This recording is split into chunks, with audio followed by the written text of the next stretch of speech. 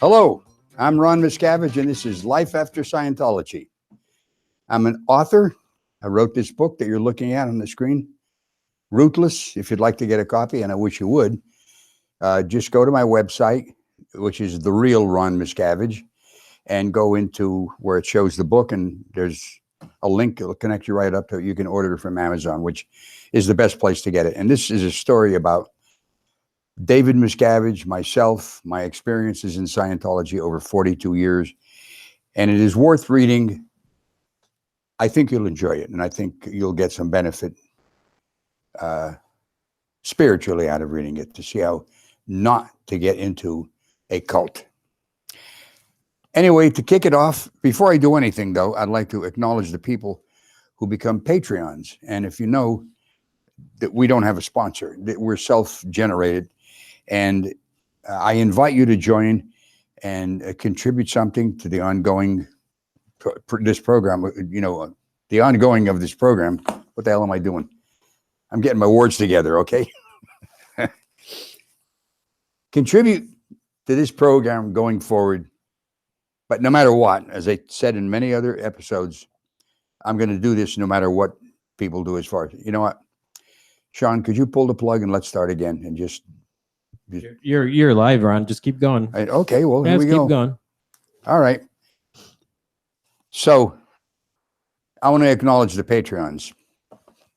Let's start fresh with that. Okay, start off with Christina Honkala, $1, and I thank you very much, Christina. All right. The Italian Vapor, which is a great handle. He increased his patronship from $2 to $5. Thank you very much. And then Halvard Ekdal. I hope I pronounced that right. I hope I didn't murder it. And that's $5. Thank you very much. I appreciate it. And then Betsy Stagg became a Patreon for $20. And I thank you very much, Betsy. That's very nice of you. It's very nice of all of you. So I invite you to become Patreons, and you can do something about what we talk about, and that is people who are trapped in this cult and people who have gotten out and have an opportunity to tell their stories. The program is based on you come on, and if you get interviewed here, your story is going to be told. I'm not going to edit it. As soon as we're done with the interview, it goes on the air. So stay tuned and listen up. Now, meanwhile, what I'm going to do today is I'm going to take any questions. So if you have any, put them on the chat, and my producer, Sean, will give me the questions, and we can take it up from there. But to start with, let me tell you a couple things. This program is called Life After Scientology. Now, I was involved in the church for 42 years. I was on staff for 26 and a half. We went on a cruise about 3 Sundays ago. I didn't have to put in permission to go on that cruise. I just ordered it online. We went down, and my wife and I enjoyed a very nice cruise around Milwaukee on Lake Michigan, within the breakwaters, and had a great lunch and a great time. Didn't need permission at all.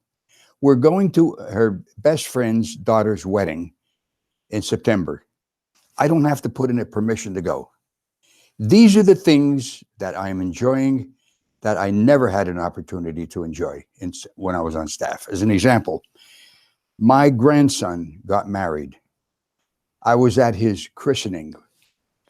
I could not get permission to go to his wedding. I mean, this was devastating to me. And not only that, there was no reason why I couldn't have gone. There was nothing of absolute value or so much importance that I had to do that I had to stay there. This is the way the staff are treated. You're treated as if you're a cog in a wheel, a spoke on a bicycle. And your personal feelings, your personal relationships with your family is just nothing as far as they're concerned. So if any of you who are on the fence, still in the church, man, I'm telling you, just walk out. Just walk away from it. It's going to be a hell of a thing to do, because maybe some of you who are looking at this have been around in Scientology for 20, 30, and 40 years.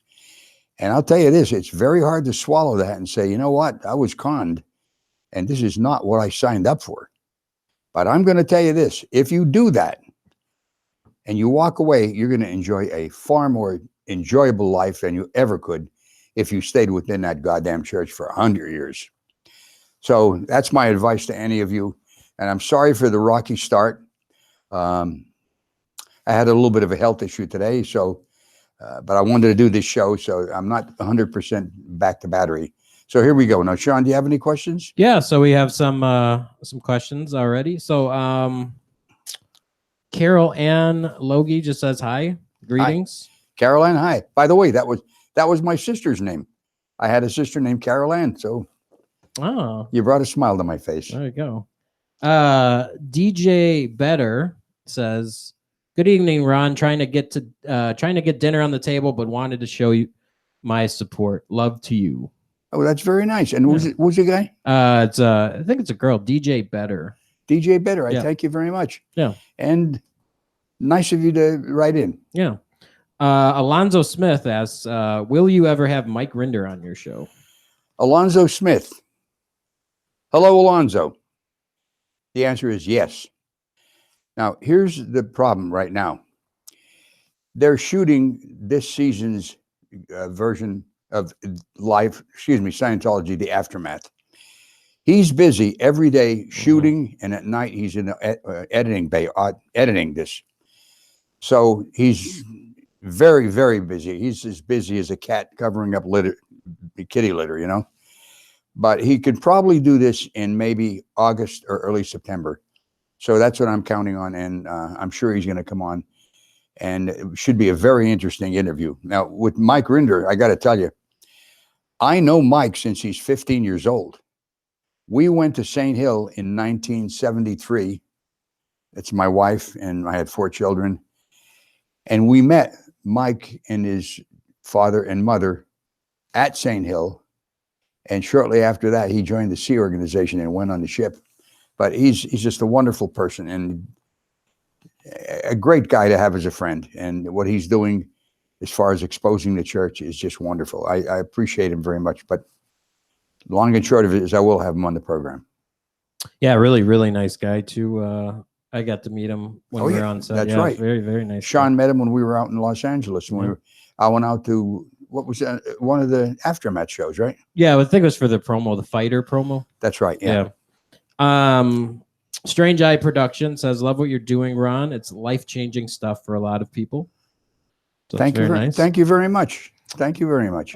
Ginny Lee says, "Hi, Ron. I have the book. It's compelling and so glad you won't give up." Well, you're right. I will not give up. And I thank you for getting my book, and I'm glad you're enjoying it. And so we got a super chat from Shane Boatwright for $2. Thank you, Shane. Wait, is it Jane or Shane? Shane. Shane. And he makes a comment. He says, "Nothing tastes sweeter than the air of freedom." And then he asks a question: "Have you had any other family leave the church yet, or no luck?" Have I had any other family members leave? Like, you had like Jenna in my family. Yeah. I mean, no, Jenna. Well, Jenna was in the church, and so was my son Ronnie. Yeah, that's what he's saying. Has anyone else left the church? There's no more family to leave. Well, let's put it this way, David. Okay, let me tell you. My daughter Denise, my daughter Lori, their children, and their children's children. In other words, my daughters, my grandchildren, and my great-grandchildren, whom I've never met, none of them have left. And they're all still, I hate to say this, but they're what we call drinking the Kool-Aid. And it's a real shame because Scientology, I just saw on Mike's blog today that the Clearwater, the Flag Land Base was having an event telling how important they feel family is, which is could not be further from the truth. That's like saying Hitler appreciates the Jews. Yeah. I swear to God, this is just such a rotten PR angle because everybody knows they disconnect families and they try to destroy your family relationship because they actually don't believe in families. Let me just get into this a little bit, okay? In Scientology, you are considered to be a spiritual being, which of course you are, but if you don't believe that, that's your choice, whatever you want to believe. But as a spiritual being, it's thought that no spirit is the father or the mother or the daughter or the son of another spirit. even though you give birth to somebody and they come into life this way, that's disregarded just as some body able for another spirit to enjoy life for another lifetime. But as far as a familial relationship, it's considered nothing. Just like there is no deity, there's no belief in a supreme being or a universal thought or prime mover. Life is broken down into 8 parts, and the 8th part is the ultimate thing, which should be God. If you want to break down life into 8 parts, it's not called that though. It's just called infinity. And I don't want to get into a puff piece for Scientology and say all this is worthwhile, because it's not. There's a lot of good things in it, but the bad far outweigh the small amount of good things. Mm-hmm. Anyway. Well, go ahead. Do you want to finish that? Well, no. I mean, I hope I answered that question, but yeah, none of them have. I want to add on to his question. Has there been anybody that is influential or that you would say is a big win that has left out? And obviously Leah, but is there anyone else like lately, like recently, that has left the church that you're aware of that would be kind of like would hurt them? No. Okay. Not to my knowledge. Let's put it that way. Yeah. And even if that were the case, unless that person came out and made it public, we would never find out about it, because Scientology would put a big blanket over that. And I'll give you an example. Not that I'm a big deal, but I am the father of David Miscavige, who is the dictator in the church. And when I left, I found out this from a person who left shortly after I did.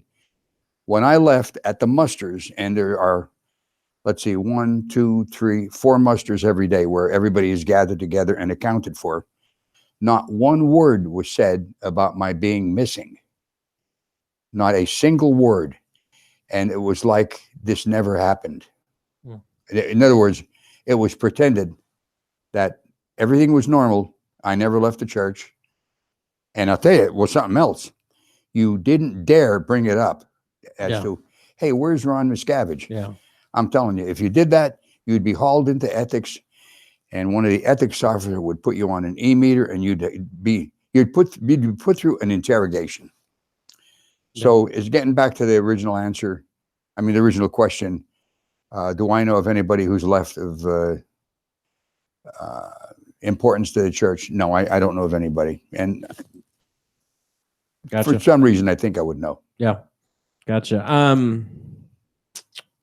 So Strange Eye Productions asked, during your time in the Sea Org, what were your living conditions like before you left? Well, in my time in the Sea Org, when I first got in, very sparse. It was very sparse. We had, if you weren't married, you lived in a commons room with some other people. The first place I lived, I think there was about 1, 2, 3, 4, 8 guys that lived there and I lived there. 1 bathroom for 8 guys. Jeez. 1 bathroom, 8 guys. And when I got to Hammett, to Golden Air Productions base, I was provided with a dresser that was about 2 feet tall, 1 feet wide. Wow. And I had to scrounge up within some other living areas and a commons room, kind of a closet to put my clothes in. Like a goddamn fool, I sent 26 boxes of my belongings ahead of me, which I should have put ketchup on them and feed them to some wild dogs. It would have been, because I ended up putting it in storage, and because of the storage being substandard, it rained on it and I lost most of them. How was the food? The food was substandard as far as quality is concerned, but it was nutritional, and you did get fed. The entrapment procedure hadn't taken place yet. In other words, when I first got there, at the base itself, there was no fence around it. Like you could walk from the north side across the highway to the south side of the base. And people wandering up, sometimes they'd stop at the Massacre Canyon Inn and come in there and order a beer or something. They thought the place was still open as a resort. That's funny. I know. And it happened one time. I had a friend who was an arranger. Barry was his name. And his arranging space was in Massacre Canyon Inn. He had a piano and he used to write music in there. And one day a guy came up to the bar and said to Barry, "I'll have a Bud Light, please." No idea. Yeah. No idea. Wow. And that's how it was. As time went by, it swung this way. Just to give you a real answer to this. The entrapment procedure was starting to build up. In other words, a fence was put around to divide the south from the north. You still had to walk across the highway, but then a tunnel was built underneath so that you could go from the south side over to the north side through the tunnel. Then barbed wire was put on top of the fence. Jeez. Then, and the barbed wire was pointing in as well as pointing out. Then sensors were put on. And then there was a watch place called Eagle up the side of the mountain where they had a security guard with binoculars, and you could see everything that was happening on the base. Like literally like a prison. Literally like a prison. Yeah. Then one guy was getting, when Tom Cruise and Nicole Kidman came to the base to get auditing in some Scientology technology, whatever you want to call it, there was a guy there who would phone his mother and tell her everything that was going on with Tom Cruise, and she was selling it to the National Enquirer. Oh, wow. So because he did that, now telephone access was cut off for everybody. Jesus. In other words, one horse leaves the barn because the guy didn't lock the door. Instead of firing the one guy, no horses can leave any barn ever. So at that point, you couldn't call out. You had to go through a receptionist. This was taking place over a period of time. And then, because they didn't want you to get upset with some outside news, and somebody writing you a letter may put something in there that would disturb you so you're not doing your job, now all of your incoming mail was checked. And anything you sent out was also read by security before it went out. Jeez. So it gradually took place. But at the same time, berthing was built, which was very nice, actually. You got a room. It wasn't an apartment. There was one room. There was a queen-size bed in it for married couples. For single people, you'd have 6 guys in a room, in a bathroom. But you couldn't have a coffee maker in there. Wow. You couldn't have a little refrigerator to have a snack. Jeez. No food was allowed in there. So it went from kind of laissez-faire to begin with, but hard work, which we did, to nice berthing. In other words, the prisoner cells were decorated nicely. Yeah. So that's how the living conditions were when I got in, and that's how they eventually segued into what ended up when I left. Wow. Barbie on a Bike says, this may not be the sort of question you wanted, but what are the paintings behind you? That's actually me. I put the set together, and they're just paintings I liked. So Sean answered that question. Yeah, that was a question for me. And no, it's a good question. Yeah, it was. But Sean failed to tell you how he got those is this way. I bought some Q-tips at Walmart and some vegetable dye, and I painted them in my spare time. Oh, that's joke. funny. Yeah, I'm not a painter. I am a musician, and that would be impressive if you did. Yeah, it would be. Listen, I started playing in bars when I was 13 years old in the coal region. We used to get $2 an hour for a 5-hour job that was $10, but you could go to JCPenney's and get a pair of jeans for $1.50. So as a 13-year-old kid, I was rolling in dough. Yeah, yeah, you were rolling on it. Yeah. Stephen Dexheimer asked, why did actor Jason Lee leave Scientology? Do you know who that is? Jason Lee? Jason Lee. He doesn't mean Jason Begay, right? It's Jason Lee. No, Jason Lee. Yeah. You know, I don't have an answer to that. Yeah, me neither. You know, I actually don't know. The name kind of rings. He was big in the 90s. My Name is Earl, I believe that's who he's talking about. He's he did some sitcoms, and I think he's been in a couple of movies. I don't know if I don't even remember hearing about that, so I don't know. I'd have to look that No, one up. I'm sorry, I can't answer that question. Well, I could give you a lie, but I'm not Yeah. going to do that. You know. Yeah, it's a good thing to look into. Maureen Redfern asks, why don't those who have left the church get together and take over? I hear so many say good things come from the beginning. If it's worth saving, why not start a coup? And what's the girl's name? Maureen Redfern. Maureen, I want to tell you something. It would be fruitless to start a coup. First of all, you're going up an organization that has several $billion, all right? The people who would try to attempt taking over would have to be like, I don't know, willing to sacrifice their lives in order to do it. And you're not going to get a bunch of people doing that. I can tell you, as an example, when you try to take Scientology to court, they can stretch this out for decades. They have an endless supply of money and hot and cold running attorneys. Mhm. So, Well, to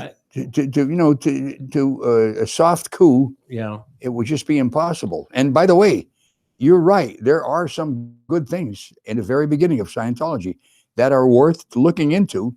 But I advise you, do not go into a Scientology organization to look into them. You might get hooked because that's how this works, especially the communication course. Mm. That, to my way of thinking, is probably one of the best investments of time that a person could do. Because if you improve your communication skills, you're going to improve your life. You're going to improve your family life, your inner relationships with friends, your business, everything, and some other things there. But those are the beginning hooks that once you get onto that, then you think everything after that is going to be as fruitful or as truthful, and it is simply not the case. Yeah. And as far as trying to save these things, I don't know, maybe someday we can just put it on the internet and people can do the courses at home or get together with some friends, read how to do it and drill it with some friends. Well, and there is that alternative. What are they called? The Elrontrons.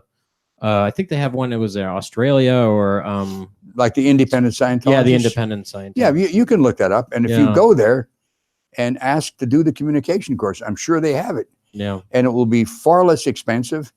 And the only agenda these people have is they've been around Scientology a while, the people who work with them, and they know the good stuff from the baloney. So your chances of getting some legitimate help in becoming more causative in life are greater than going into a Scientology org. Your odds of having your family broken up by them are zero, and in the church, it's close to 100%. Yeah. If you ever were to speak out or view a differing belief or question anything, you could very well lose your family and your friends. Yeah, and I'm not sure how it works at the top, but so like for Mythicist Milwaukee, I'm the president. The only way for me to be replaced is if the board votes me out. I mean, legally, like that's the only way. But there is no board in Scientology. That's what I'm saying. So I don't know. So David must be. They obviously have some legal paperwork in place for the nonprofit status. So I don't even know how you would replace them legally. Well, it would be a fruitless effort to go after him to try to knock him off. Yeah. I don't mean knock him off, kill him, but I'm talking about right. knock him off his position of power. Right. It's interesting. Let me tell you something about David. And this is a thing that David is a brilliant person, but power has corrupted him. Mm-hmm. There's no two ways about it. I think if he were to have gone into any other profession, he would do well. Mm-hmm. But he got into this, and it's a con. Scientology is a con. There's promises that they've made that have never been delivered, and they never will be delivered. And you have people who have spent $300,000 and $400,000 going to the top of their bridge, the highest spiritual enrichment that you can achieve, and they get there and they read this, and it ends up saying, "Well, you're no different than when you walked in the org the first time." Yeah. The end result of this is that you're you, and everything you've done is not you. Right. What the hell do you do with that? Right. Do you have the balls to look in the mirror and say, "Jesus, I've been conned. Yeah, but even that, it's incomplete, right? Because Elron had supposedly had more OT levels, and David supposedly is supposed to be releasing 9 and 10, right? I mean, when does it end? You know? Well, did you ever get drunk and think that you could climb Mount Everest in your bare feet? I mean, that's about what you were talking about here. They don't exist. Exactly. They don't exist. And to buy time, now at the top, David is saying, go to the bottom of the bridge and redo the whole thing. Come on. I know. S. Whittle asks. Wait, S, just the letter S? Yeah, just the letter S. Whittle. You may have covered this in other interviews, but were you ever in the RPF? If you didn't get into trouble, did your relationship to Dave help you in any way? Well, we know the answer to that one. Well, just for the record, no, I never did the RPF. And my relationship to Dave made my life harder than if I weren't related to him. Because I was considered, and Shelley used to tell me this, that because I'm his father, I have to uphold the tradition and I have to do better than just the average staff member. So that meant that anything I screwed up, they'd come down harder on me than it would just a regular staff member. Mm-hmm. No, that's how it went. As a matter of fact, one thing she said to me, we don't believe in nepotism. In other words, the only thing that was a little different is that I got presents from him on my birthday and Christmas, although other people got the same thing. I wasn't the only one who got that. And but as far as everyday activities, I was a staff member. I called him sir, and I was held responsible for any screw ups that I ever did without any, air cover from him. Mm-hmm. Kyle Haworth asks, do you know of any update on Tommy Davis? I don't. I don't have any update on him, but I know this. He's no longer on staff working as a Sea Org member. He says, and this is from reports on the internet, could have been Tony Ortega's site, the Underground Bunker, which site I recommend highly. Tony Ortega has been fighting the fight, God, since the 90s against the church. He's a real stalwart.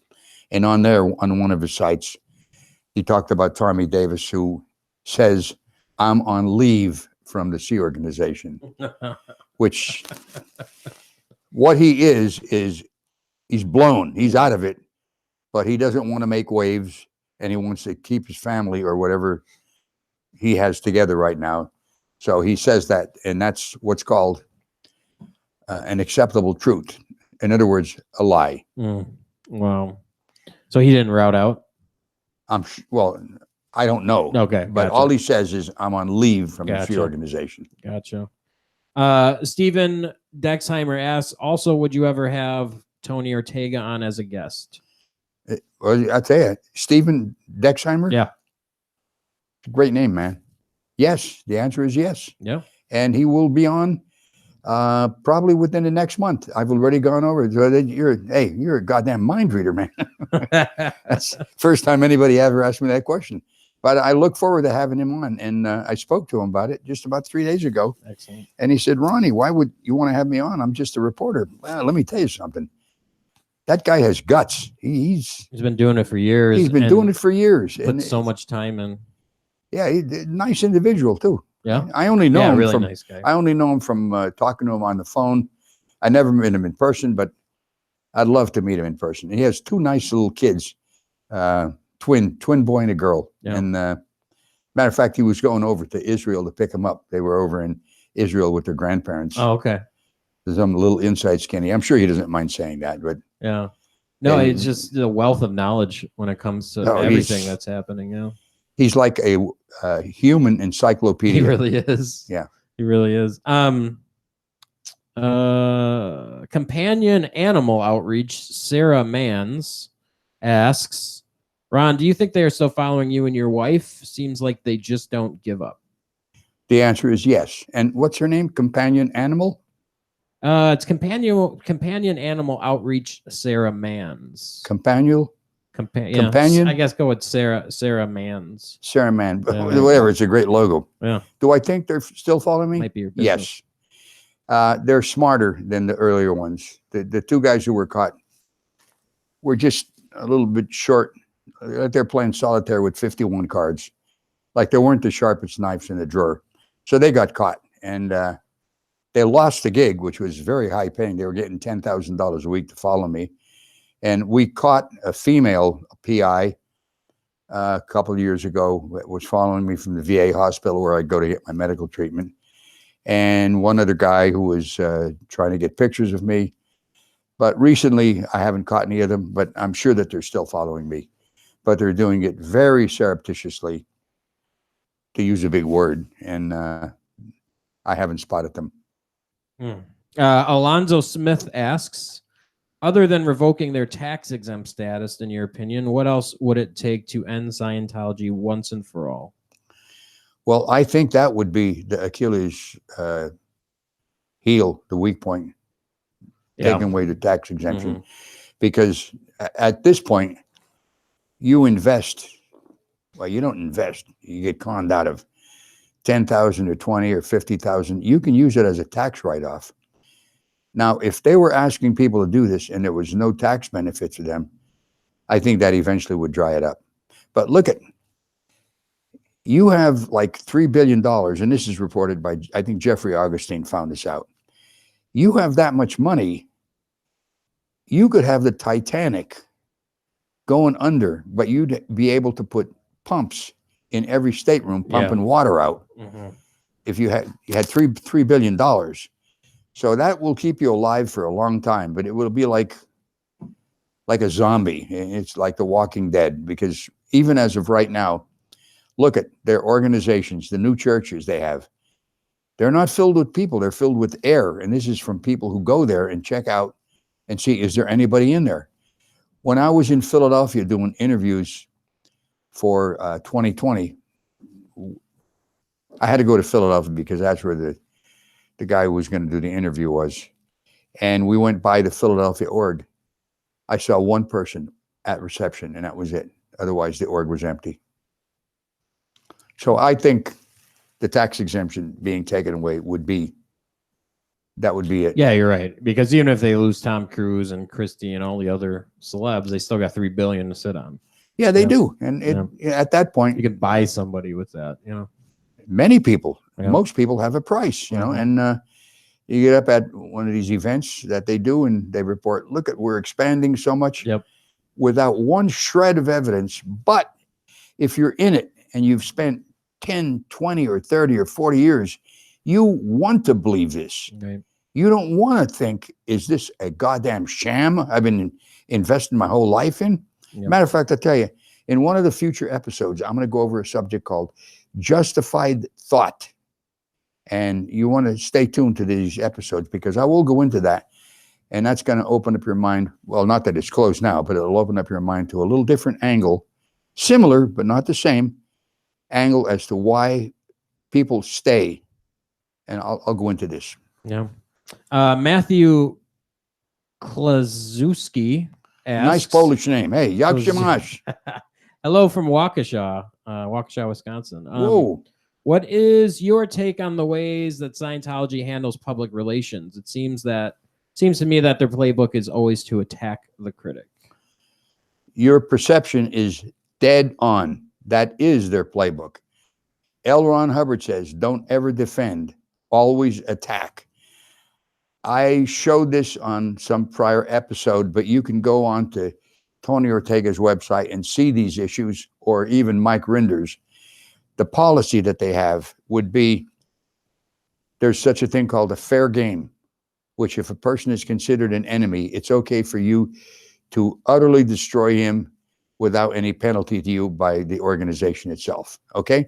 There's another one that says, find or manufacture data about the person to utterly ruin them, okay? These are policies that they have, and they, as I say, you can go on to any of these, and like Mike Rinders or Tony Ortega, and you'll be able to see the policy and read them. Go ahead. Okay. Kyle Holworth, again, he says, I hear there are rumors of Tom Cruise leaving because of his niece. Also, I heard some rumors that Travolta left or will leave. I can't corroborate either one of those. Me I neither. do know this, though. It's like radio silence on Tom Cruise. I haven't heard or seen anything from the church now in quite a while. And when that happens, you know that something is up because nobody's talking about him. I do know this, and this is from, well, reliable reports. I don't think he's seen his daughter Suri in years now. Now that's, see, when you become a celebrity, when you come in as a celebrity like Tom Cruise or John Travolta, you're treated like a spoiled brat. You can get away with anything. They don't live by the same rules that I had to live by, or somebody who's just an ordinary person who leaves. Mm-hmm. So that anything they would do, he could visit his daughter Suri, and there'd be no repercussions. But as far as I know, he hasn't. John Travolta, I haven't heard anything about in a while. Last thing I heard from him was he got into some trouble for harassing a masseuse, allegedly. Obviously, we don't know, but he was coming on to a male masseuse hardcore. Again, this is all, it was all the, you never know with these things, unfortunately. But that was the last I've heard of him. Nothing Right. about Scientology. I heard the same thing. Peter Malilio asks, "Hi Ron, were you involved in writing the We Stand Tall song?" Actually, no, I wasn't. That was Peter Schless who wrote that. But I sat next to him as we arranged it, though. Peter Schless and a guy who worked in the cinematography department, who no longer is with the church, he wrote the words and Peter wrote the melody. And, well, it's a nice song, but you're cheering on the wrong side of the fence or whatever you want to call it. Yeah. You're touting that Scientology stands tall. It's baloney. Come on. Kyle Haworth, one more. He says, "Hope you don't mind me asking so many questions. Would you ever think about going back in to get your family or going back to it because of your experience with it?" Going back in the church? Yeah. Yes, I would consider that. Second to pouring alcohol in my head and setting it on fire. I would do that first before I'd go back. Hey, listen, I appreciate the question, but look, fool me once, shame on you. Fool me twice, shame on me. Yeah. My friends in the 60s taught me this, and street smart. You don't go back into the enemy. You don't go back with the enemy. Yeah. I'd be crucified, literally. Strange Eye Production says, "One bathroom for eight guys. Holy hell." Melissa Payne asks, Have you heard any updates on Marty Rathbun? Is he still working for Scientology? Also, why are you still so handsome?" So, are you serious? It's a three-parter. Yeah, it's a three-parter. You take him whatever order you want. Okay. Well, Sean said that, "Ron, you're conceited." And I said, "Sean, how could you say that? Although I have every right to be, Well, you know why. You have the extra genie. Oh, because I work out with an extra genie. Yeah, every okay. day, every that's day. right. Yeah. Marty Rathbun, boy, I'm sorry to say, because this evolved when I got out in 2012. I told him I was writing a book, and he encouraged me to write a book. And I used to be in communication with him and his wife, Monique. And when I wrote it, when I talked about leaving, I told him I couldn't go to a job every day and fail. And, I was talking about, I'd write these pieces of music for weeks and months. Not any one of them ever got approved. I says, that was a straw that broke my back. And he says, "Ronnie, I felt the same way." So I had an ongoing relationship with him, and he encouraged me to do this. Now his wife dropped the lawsuit where they had Scientology on the ropes, and apparently they were going to win. And all of a sudden, one day she fired her attorneys. They bought a house with a huge down payment. Mm-hmm. And that was because she was never in Scientology and they were harassing her, right? That was the lawsuit, essentially. Yeah. She was never in and they were still harassing You mean She was never That's in, what I mean. not him, Marty. Marty's wife, yeah. Marty had one of the highest positions Well, right, in the church. of course. All right. He was inspector general, which Right. that's as high as you're going to go, except what David's post is. Mm-hmm. But sorry to say, he did an about face, and now he works for the church. He does these videos. He slammed me on one of them, and what am I going to say? Oh, have you seen this video? I don't bother Oh, with them. okay. But I had friends tell me. Oh, Listen, gotcha. all of this stuff they have in me. Look, they bought over 500 iterations or variations of my name, so that no matter what you put in, unless you put in therealronmiscavige.com, Yeah. unless you put that in, any other variation of that will take you right to their website, their hate sites, and they're trying to character assassinate me. Yeah. I heard that term, unbelievably, from a guy by the name of Seymour, who was an Australian newsman, and he flew in from Australia. He flew into New York, and he interviewed me in New York, and he talked about character assassination. And I knew that they would try to ruin you, but that way to describe it is exactly what they do. They try to character assassinate you. A good example of this, if you want to follow up, is a movie called Enemy of the State with John Voight and, what's that guy's name from Philly? He's an actor. He was also a rap artist. Anyway, it's called Enemy of the State. And the lead guy finds some incriminating evidence on the government. And they do what's called, what I call, and is called, character assassination. It's a real good example. Find out everything you know about this guy. Put incriminating evidence on him on the internet. And this is what Marty is doing with his videos. Well, I think it would be kind of funny.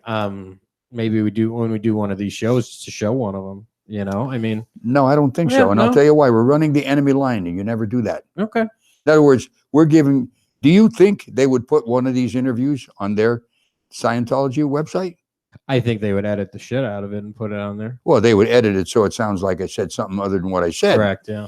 But no, I will not do that. Yeah. Because, look, they're lies. Yeah. The only way you can give that life is you put attention on it and put more, good point. Put life into it. Good point. And truthfully, what they say, guess what? I don't care. Yep. Good point. I just would love to see it just so I can laugh at it. But you do that for enjoyment. Yeah, that's it. It's like watching one of those bad movies. You just can't help. I know. Yeah, I've done it, and they have a picture of me with the Nazi swastika on my left arm. Yeah. And we looked closely at my eyes. I saw that picture through the glasses. It's Photoshop. Yeah. The whole thing is a Photoshop. Yeah. And it's not a good Photoshop even. It's terrible. I mean, if you're going to ruin somebody, do a nice job of it. I know. Strange Eye Production says again, the prisoner cells were dressed up nicely. Thanks. That answered my question. When I heard you on Joe Rogan, I imagined a small 1-bedroom motel style room. So I'll tell you got it spot on, man. Yeah. You got it spot on. Except in a motel, you would have a microwave. Yeah. You'd have a little coffee maker. Yeah. You'd have a little refrigerator. We had none of those. None, period, nada, not anything. And as a matter of fact, the closet, which was very nicely laid out, was designed to hold your uniforms in about that much space for personal clothes. Like a couple pairs of pants, a couple of shirts. Everything else was designed for your hats, for your dress your uniform, your everyday uniform, your shoes. Yeah. Come on. It's just very nice prisoner cells. J. Jill asked, does that mean some of these private Scientology groups actually do good for people's lives and aren't trying to con you at every opportunity? It's a good question. I don't know much about them. From what I've seen of them, it sounds like they use a lot of the auditing stuff as more of the, more like a counseling session, and that's supposed to help people more. It's more like one of those groups where you show up just to have people kind of support you. It's like a support group almost. Well, not exactly, Okay. but I only know of one personally up in to Jerusalem. There was one. Well, yeah, okay, I know the one in Israel. Israel, yeah. An entire mission left, and they're running their own That's all right. Scientology Center there. Mhm. No, they don't have another agenda. You go in there and you can go in there for help and actually get help, and for a lot less money than if you went into a Scientology organization. And then there's another one up in Northwest. It's not in Washington. It's close to Washington, but they have a center there. And it's a husband and wife, and they deliver, well, what's called auditing. And it's all designed to help you. And there's no other agenda other than they're providing a service for a fair exchange. Yeah. That's my answer. Yeah. Yeah. And, unfortunately, a lot of these things start as grassroots things. And as soon as they get powerful, they turn into something that they weren't initially. I mean, Scientology is not the first. It's not going to be the last, I know. And I'll tell you something. These are nice people who do that. Yeah. They're nice. They actually want to help people, and they're using what they consider to be the good parts of Scientology that help people. They're not considering getting you in, getting you to believe in it, and then trying to get money out of you for something that they can't deliver, which is what Scientology does. Their highest level of spiritual, not expertise, what the hell would you call it? Spiritual awareness or spiritual gain would be that you could leave your body as a spiritual being and go to another place and read a book or see what's in a room without the aid of your body being there. Like you could, in this room, I could go downstairs and see whatever somebody is reading in a book and be able to tell you that. That has never been achieved in the 42 years that I was there. I don't know of one person who ever achieved it. Yeah. But there's a lot of pretending when people get to that level, because look, you spend that much money, what are you going to say at the end? They conned me. Yeah. What the hell, J. Joe, his second part his question is, what's your take and theory on the current Shelley situation? I personally would say I'd recommend that you go listen to the interview Ron just did with Leah. You guys got into a lot of new areas with that. That would be the best advice, because we did get into it quite a bit, and Leah had good input on it, as well as I did, and you'll get that entire question answered. Yeah, I recommend you go to the Leah Remini interview. That was 2 interviews ago. That was really good. Yeah. Quarters asked, do you think David knows the church is corrupt?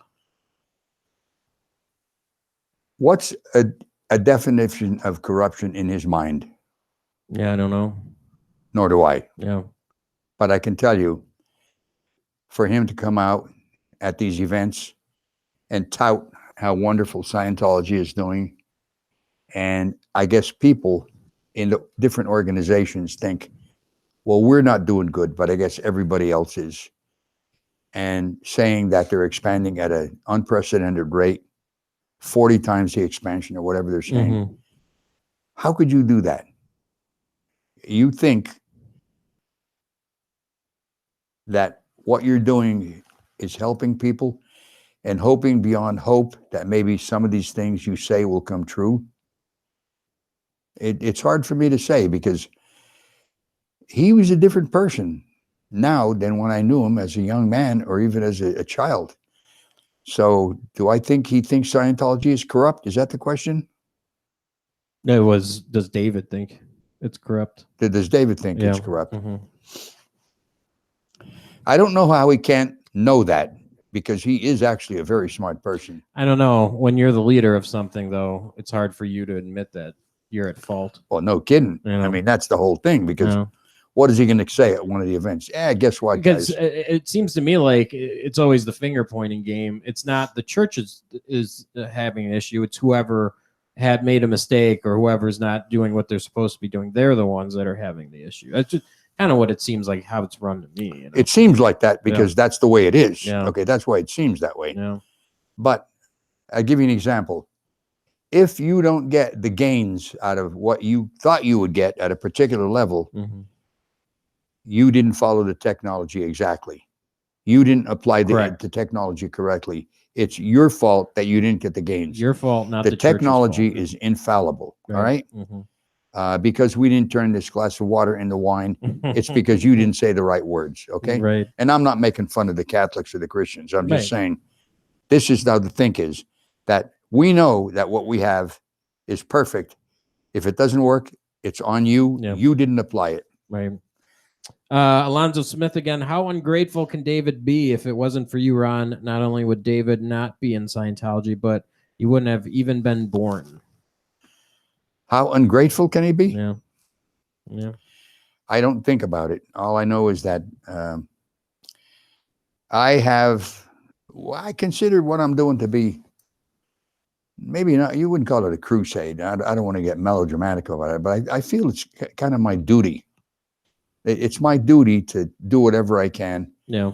to help expose them for what they are, so that more people wouldn't go in, and hopefully some people, or a lot of people who are in, see these episodes, and they see the people who have left, and Yeah. all their mistreatment and how they've been treated after they've left.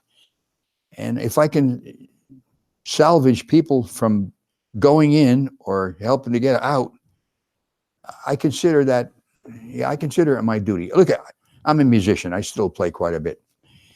And I do that for pleasure more than anything. Mm-hmm. But this is something I feel I've got to do. It Mm-hmm. isn't something like, oh, well, somebody else can do it. No, that's bullshit, okay? Yeah. I know this. Look, I'm a United States Marine veteran. We never leave our wounded. Mm-hmm. We pick them all up, okay? And take them out to safety. There's a bit of honor and a duty as a Marine. I don't know where else you're going to get this instilled in you thinking. I think the 3 months I spent in boot camp were the best things I've ever done in my life. Yeah. And that taught me about duty and about honor. And I consider this my duty. And that's the answer. No, it's a great answer. And Melissa Payne asks, besides being a patron, which I am, what else can I do to help the fight to take down Scientology, or even expose it? I'm assuming she means. Well, I'll tell you what you can do, and I appreciate you being a patron. Okay, that's very nice of you, and it's very thankful. Get other people to watch this. Yeah. Get as many people as you can to subscribe, to continue to spread this out, so we have more and more subscribers. So then they'll be notified as I do different shows, and hopefully they'll start talking to other people about Scientology and just get the word out. Yeah. Look if we got this out to 5% of the population of the United States, there's no way this couldn't have a great effect on drying up the church's resources. Yeah. So they'd have to live on the gas that's in the tank. There'd be no other gas going in, meaning you don't have new people in and donating tremendous amounts of money. But that's the best thing you can do, and also encourage other people to become patrons. Yeah. That is, and it's very nice of you. I got to tell you that. I appreciate it. And also the network, the others like Shelton and Chris Shelton, Leah and all that. Leah Remini and Mike Rinder's show, Scientology: The Aftermath. Yeah. The thing is, that's only on in the fall. Right. Or Mike Rinder's blog, as an example. Something can be done about it. Or to watch Tony Ortega. Yep, all the network. But on a direct result here, get other people to become patrons. Because, look, we don't have a sponsor. I don't want a sponsor. Yep. I want to keep this free so I can say any goddamn thing I want to say, and you can say anything you want to say, and people come on this show to get interviewed. They're going to be able to tell their whole story. It won't be edited. We get done recording it. It goes on the air. Yeah. I think another great idea for those that are capable, and I've thought about this in passing in the past. I'm kind of, surface level, but bringing the network together, bringing Shelton and Leah and you and Rinder and Tony and all these people together for like one event. And I think that'd be fascinating. That's a great idea. I wish I had said that. God damn it. No, but there are people out there that can do that. I mean, that would be good. Now that would be something I would go out of the way to attend and contribute to. Yeah. Yeah, that would be something. That'd be fascinating. Let's hold it in Milwaukee so I don't have to travel. Wow. Perfect. Yeah. That would be great. Perfect, yeah. Well, you'll be at ours this year. So. Oh yeah, I'll be at your event. Nicole Kidman. Ikea Hamanen. Sorry, Nicole. Did Marty Rathbun return to Scientology again with the YouTube videos he's done? Example being negative about Leah's show. what would be a reason for him going back or working together with Scientology again? So we kind of covered that a little bit. Already. Yeah, we kind of covered it. Yeah. Yeah. But anyway, and to answer your question, Yeah. I think there was some advantage to him going back into Scientology, and you can read between the lines. I didn't know he was doing YouTube. That's interesting. Marty Rathbun? Yeah, apparently. He's doing videos for them. Yeah. And they're not like home videos. They're not like we do. These are, with makeup and different backgrounds and music, and they're edited. And he's talking out now against people who left the church. That's interesting. I have to check these videos out. I didn't realize he was doing it. And then Yeah. Melissa Payne asks later on too about Leah's dad apparently is making videos. Do you know about these? I know that there's an add-on about her dad bad-mouthing Leah. Mm-hmm. I'm sure the church did it with them, and they gave him some money. I don't know for sure. Apparently, that's my on YouTube, conjecture is he got paid to do it. Yeah, we'll have to look that one up. He got paid to do it, and that was it. Yeah, I'm just trying to get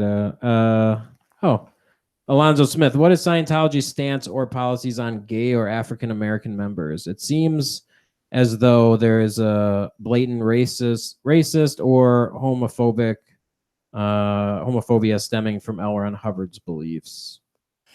Well, I think you're right on gays, because he actually speaks out against them in his books, that they're what's called covert hostility. They're not to be trusted, and you should avoid them. That's what he says, and he says it in a book called Science of Survival.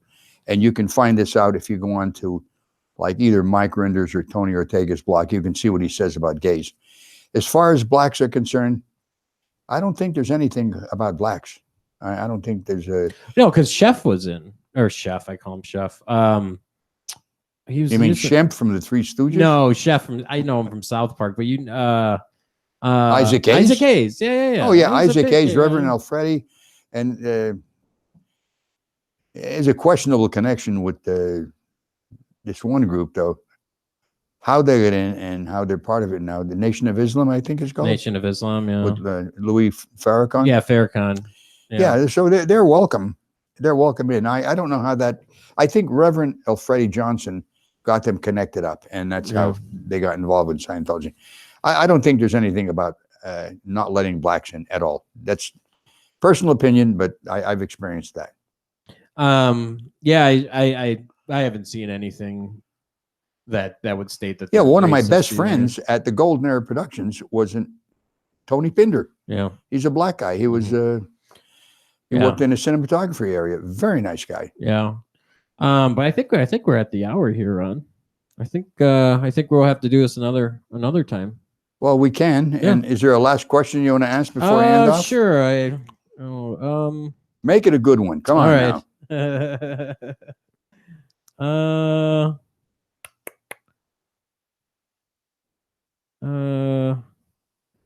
All right. Ron, not sure if this was covered, but after the PI got arrested, have you been harassed since? After the PI, in other words, the two guys that were following me? Yeah. Once that happened, I was followed, and I caught a couple of them who were following me, but they never came around to my house to harass me. So that's the answer to that question. That's a good one. Yeah. Anyway, that's our end of our question and answer period. And let me just put in another little commercial here. You can call it a commercial. I call it just maybe if you want to get involved. Here's an easy way to get involved. Become a patron. This is appreciated very much, and it goes to making the show. There's things we could do to improve the quality of the performance here. Yeah. And I'd like to eventually get a thing where you have a split screen so we could have me and who I'm interviewing on. That's up in the future sometime. But anything that you contribute will definitely help us continue on. And as I said many times, no matter what, though, I will continue doing this. And that's it for now. And I appreciate the questions, and I appreciate your help more than probably you will know. But I do appreciate it. And stay tuned. I have some very interesting people coming up in the next few episodes. Not that it's going to get worse after that, but some different angles. So, I'm Ron Miscavige. This is Life After Scientology. See you on the next episode.